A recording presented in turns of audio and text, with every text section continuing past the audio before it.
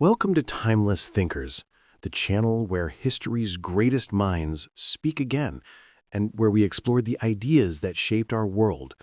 I'm your host, and in this episode, we dive into one of history's most controversial and misunderstood works, Niccolò Machiavelli's The Prince, a book that redefined what power means, not as an ideal, but as a reality. Written in 1513, but not published until 1532, 5 years after Machiavelli's death, this slender treatise would fundamentally transform how we think about political power. It's been called a manual for tyrants, a work of cynical realism and a masterpiece of political philosophy. For centuries, The Prince has been condemned, admired, feared, and misunderstood. But what did Machiavelli actually say? And why does it still matter over 500 years later? Today, we'll explore how Machiavelli shattered the idealistic traditions of political thought and introduced a radical new perspective that still shapes our understanding of power, leadership, and statecraft. Niccolò Machiavelli was born in Florence, Italy in 1469, during the heart of the Renaissance, a period bursting with art, science, and ideas. Florence at the time was not only the cradle of creativity, but also a city of constant political turbulence. Families like the Medici, the Sforza, and the Borgia fought endlessly for control. Coming from a modest but educated background, Machiavelli studied Latin classics and philosophy. His father was a lawyer who could not afford high political status, but passed down a love of learning. By his late 20s, Machiavelli had joined the Florentine Republic's government as a diplomat and secretary in charge of foreign affairs. For more than 14 years, he served in high-level missions, meeting kings, popes, and military leaders across Europe. He witnessed firsthand the cunning politics of Pope Julius II, the ruthless rise of Caesar Borgia, and the instability of small states surrounded by larger powers. These experiences shaped his understanding of how power truly worked, far removed from moral theory. But in 1512, everything collapsed. The Medici family, who had been exiled, returned to power with papal and Spanish support. The Republic fell, and Machiavelli was dismissed, accused of conspiracy, imprisoned, and tortured. When finally released, he was broken, jobless, and banned from public office. In exile at his small estate in the Tuscan countryside, he turned to writing. As he wrote in a letter to a friend, he spent his days in simple farm clothes working with peasants. But at night, he changed into formal garments and entered the courts of ancient men, reading the classics and conversing with the ancients. It was in this solitude that he composed The Prince, not as a dreamer, but as a survivor. Let's begin with Machiavelli's first revolutionary idea, the complete rejection of idealistic political philosophy. For centuries before Machiavelli, political writers had been obsessed with describing the perfect ruler. From Plato's Philosopher Kings to medieval Christian treatises, they painted portraits of how princes should behave, emphasizing justice, mercy, generosity, and moral virtue. These were beautiful visions of ideal states that existed nowhere but in imagination.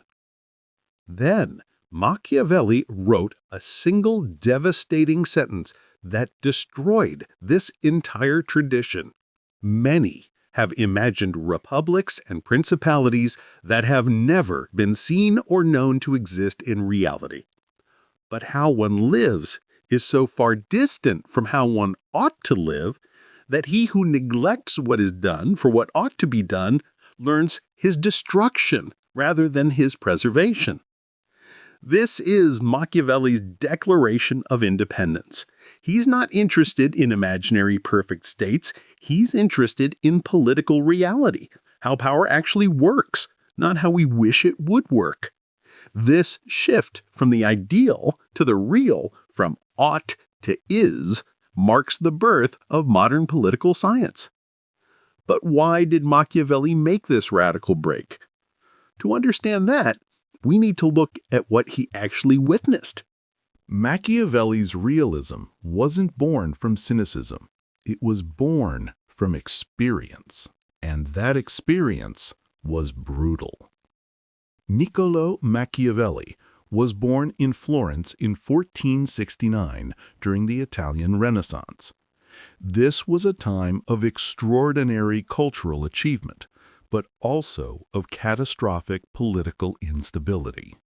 Italy wasn't a unified nation, but a patchwork of competing city-states constantly at war with each other and vulnerable to invasion by powerful foreign monarchies like France and Spain. Machiavelli served for 14 years as a diplomat and senior official in the Florentine Republic. He traveled throughout Italy and Europe, negotiating with kings and popes, witnessing firsthand what happened when leaders followed traditional advice about virtue. He saw idealistic republics crushed. He watched moral princes lose their states. He witnessed how well-meaning weakness invited disaster. Then came 1512. The Medici family overthrew Florence's republic. Machiavelli was dismissed, imprisoned, and tortured. Everything he'd worked for collapsed because the republic he served had been too weak to defend itself. This is what drove Machiavelli to write The Prince during his forced exile. He had learned a bitter lesson.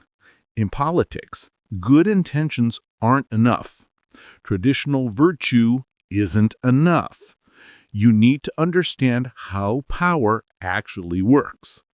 And that understanding begins with a hard truth about human nature, which brings us to his second core idea. If we're going to abandon idealism for realism, we need a realistic view of human beings. And Machiavelli's view is unflinching. He writes, "One can make this generalization about men. They are ungrateful, fickle, liars, and deceivers. They shun danger and are greedy for profit." This isn't misanthropy. It's the foundation of his political theory. Machiavelli argues that while some individuals may be virtuous, a ruler cannot rely on human goodness because it's unreliable. People act morally when it's convenient, but self-interest usually wins. This pessimistic view of human nature leads directly to Machiavelli's most controversial conclusion. A prince who wants to maintain power cannot always be good. If everyone were good, it would be fine to be good yourself. But since people are often bad, a ruler who always acts virtuously will be destroyed by those who don't. Think about what this means. Traditional moral philosophy assumed that moral virtue and political success went together, that the good ruler would prosper. Machiavelli is saying the opposite. Sometimes you must choose between being good and being effective. And if you want to maintain your state and protect your people, effectiveness must come first. But this raises an immediate question. If traditional morality doesn't work in politics, what does? This brings us to Machiavelli's alternative concept of virtù. Machiavelli needed a new vocabulary for political excellence, so he transformed an old word, virtù. But this isn't virtue in the traditional sense of moral goodness. It's something more complex and more powerful. Virtù, for Machiavelli, means the capacity for decisive, effective action, the qualities that enable a leader to seize opportunity and overcome obstacles. It combines courage, strategic intelligence, adaptability, and sheer force of will. A leader with virtù can assess situations clearly, make hard decisions quickly, and act boldly where necessary. Here's the crucial point. Virtù might require actions that traditional morality condemns. It might mean using cruelty when circumstances demand it. It might mean breaking your word when keeping it would destroy you. It might mean appearing to be one thing while being another. Machiavelli illustrates this with examples like Cesare Borgia, who used spectacular violence to establish order in the Romagna region. Borgia's methods were brutal, but Machiavelli argues they were more merciful than the chaos and bloodshed that preceded him. This is virtù, doing what works, even when it's ugly. But the prince doesn't face a static situation. The political world is constantly changing, constantly throwing up new challenges. And this brings us to Machiavelli's concept of fortuna, or fortune, or chance, and its relationship with virtù.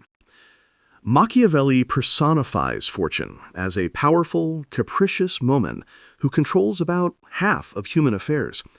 The other half, he argues, can be controlled by virtù. But here's the challenge. Fortune is constantly changing, and what works in one situation may fail in another. This means the successful prince must be adaptable.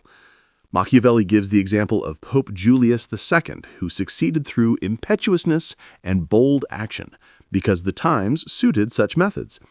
Had circumstances been different, his approach would have failed. The ideal prince would be able to change his nature according to the times, to be cautious when caution is needed, bold when boldness is required. But Machiavelli admits this is nearly impossible. Human nature is fixed. We're disposed towards certain patterns of behavior. So the best a prince can do is understand his own nature and recognize when circumstances favor his disposition. This insight about adaptation leads to one of Machiavelli's most practical and controversial sets of advice, specific recommendations about how a prince should actually behave. And these recommendations systematically contradict traditional wisdom. Having established that traditional virtue doesn't work and that effectiveness requires adaptability, Machiavelli now tackles specific questions every ruler faces. The most famous is this: is it better to be loved or feared? Traditional advice said be loved. Machiavelli's answer is pragmatic and chilling. Ideally, be both. But if you must choose, choose fear. Why? Because love depends on human gratitude, which is fragile and self-interested. When the prince needs his people most, their love may evaporate. But fear depends on the dread of punishment, which never fails. People may stop loving you when it's inconvenient, but they won't stop fearing you. However, and this is crucial, the prince must avoid being hated. Fear's useful. Hatred is dangerous. So the prince can take property if necessary, but should avoid taking lives without good cause, because men forget the death of their father more quickly than the loss of their patrimony. This leads to an even more controversial question. What about generosity, mercy, and keeping your word? Aren't these qualities we want in leaders? Here's where Machiavelli becomes truly Machiavellian. He argues that the prince must appear to have traditional virtues while being ready to act against them when necessary. Consider generosity. Traditional wisdom praised liberal princes who gave freely. Machiavelli argues the opposite. Constant generosity will exhaust your resources, forcing you to tax heavily, which makes you hated. Better to accept a reputation for miserliness while keeping your finances secure and your people lightly taxed. You'll be called stingy at first, but eventually you'll be considered generous because you're not burdening your people. What about keeping your word? Machiavelli states bluntly that a prudent ruler should not keep faith when doing so would be against his interest and when the reasons for his promise no longer exist. But, and here's the key, he must appear to be faithful. The prince should seem merciful, faithful, humane, honest, and religious, especially religious. but he must be ready to act otherwise when necessary. Why this emphasis on appearance? Because most people judge by what they see, not by what actually is. The masses are always impressed by appearances and outcomes. As long as the prince maintains the state successfully, his methods will be judged honorable and praised by everyone. But appearances aren't enough. The prince needs real, tangible power. And that brings us to perhaps Machiavelli's most emphatic piece of advice. Machiavelli returns again and again to one point. The prince must have his own military forces. He cannot rely on mercenaries or auxiliary troops borrowed from allies. Both are worse than useless because they lack loyalty and investment in the prince's success. Mercenaries won't fight effectively because they're motivated only by pay. Auxiliary troops are dangerous because they're loyal to whoever lent them, not to you. Your own arms, soldiers raised from your own state who have a stake in its survival, are the only reliable foundation for power. But this isn't just military advice. It reflects Machiavelli's deeper conviction that power must rest on solid, independent foundations. A prince who depends on fortune, on foreign support, or on the goodwill of others is vulnerable. Real power requires independent strength. Machiavelli illustrates this with a fascinating contrast between armed and unarmed prophets. Moses, Cyrus, and Romulus succeeded because they had force to back their vision. Savonarola, the Florentine religious reformer, failed because he relied on persuasion alone. When the people's enthusiasm faded, he had no way to enforce his reforms, and was destroyed. The lesson is stark. Even the most compelling ideas require force to sustain them. This brings us full circle to Machiavelli's fundamental break with idealism. Political ideas don't succeed because they're morally superior. They succeed because they're backed by power. So, where does all this leave us? Machiavelli has taken us on a journey from the rejection of idealism through a dark view of human nature to the necessity of sometimes immoral action, to the importance of appearances, to the foundation of independent military power. Each idea builds on the last, creating a comprehensive theory of how power actually works.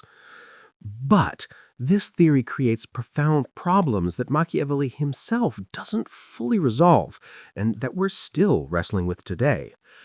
If the prince must be ready to act immorally when necessary, who decides what's necessary? If maintaining the state justifies breaking moral rules, are there any limits at all? If effectiveness matters more than goodness, what prevents the prince from becoming a monster? Machiavelli does suggest some limits. He warns against unnecessary cruelty, against being hated, against acts that don't serve a clear political purpose. But these are prudential limits, not moral ones. You should avoid excessive cruelty not because it's wrong, but because it's counterproductive. This is the dilemma at the heart of The Prince. Once you accept that politics operates by its own logic, separate from personal morality, where do you draw the line? Can ethics and politics be separated? Should they be? When does necessary pragmatism become corrupting cynicism? These aren't abstract philosophical puzzles. They're questions that every political leader still faces. Which brings us to why Machiavelli still matters. 500 years after Machiavelli wrote The Prince, we're still grappling with the problems he identified because they're built into the nature of political life. Every time a leader justifies questionable means by claiming they serve important ends, that's Machiavellian thinking. Every time we debate whether our government should negotiate with adversaries or refuse on principle, we're confronting Machiavelli's question about keeping your word. Every time we ask whether surveillance that violates privacy is justified to prevent terrorism, we're wrestling with his trade-off between liberty and security. Machiavelli's influence transformed political thought permanently. He separated politics from theology and ethics, creating space for political science as an autonomous discipline. After Machiavelli, serious thinkers had to contend with his realism. They could reject his conclusions, but they couldn't return to pure idealism. His legacy echoes through Thomas Hobbes' analysis of power, through modern theories of international relations, through contemporary debates about political ethics. We see it whenever someone argues that politics is the art of the possible, or that leaders must sometimes make hard choices between competing values. But here's what's crucial. Understanding Machiavelli doesn't mean agreeing with him. In fact, the most valuable way to engage with the prince is to disagree with it thoughtfully. That means taking his observations seriously, acknowledging the real dilemmas he identifies, but then asking, are his conclusions inevitable? Must politics always work this way? Can we find ways to be both effective and ethical? The Prince remains vital not because it provides easy answers, but because it forces us to confront difficult questions about power, morality, and political action that every generation must answer for itself. Machiavelli understood that politics involves genuine moral dilemmas, where our choices aren't between good and evil, but between competing values or lesser evils. The leader who refuses ever to use force may allow greater violence to flourish. The ruler who always keeps promises may be destroyed by those who don't, leaving subjects vulnerable. These dilemmas don't disappear just because they're uncomfortable. Perhaps the real lesson of the Prince is this: political responsibility means accepting complexity and ambiguity. It means recognizing that maintaining institutions protecting human flourishing may sometimes require actions that compromise pure moral ideals. But it also means never becoming comfortable with that compromise, never losing sight of the moral costs, and always asking whether there might be a better way. This has been Timeless Thinkers, Episode 1, The Prince, How Machiavelli Redefined Power. Thank you for joining me for this first episode of Classical Thinkers. If you enjoyed this exploration, don't forget to like, subscribe, and share. And join us next time as we explore another thinker who challenged conventional wisdom and changed how we see the world. Until then, keep questioning, keep thinking, and remember, understanding power doesn't mean endorsing its abuse. It means being equipped to recognize, resist, and perhaps reshape it.